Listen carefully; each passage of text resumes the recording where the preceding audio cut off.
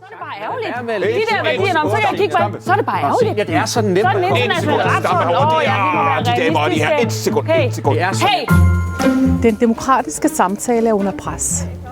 De politiske positioner bliver fastlåste, og debatkulturen er blevet til en råbekultur. Så det vil vi gerne gøre noget ved, og derfor har vi sammen, de danske friskoler, efterskoler og højskoler, skabt Frirummet. Frirummet er en vision og en ny debatform. Visionen er at forbedre debatkulturen. Vi tror på, at der er en reel vilje til forandring. Vi begynder med os selv, og vi starter helt lokalt. I de kommende år vil vi invitere til frirumsdebatter på friskoler, efterskoler og højskoler i hele landet.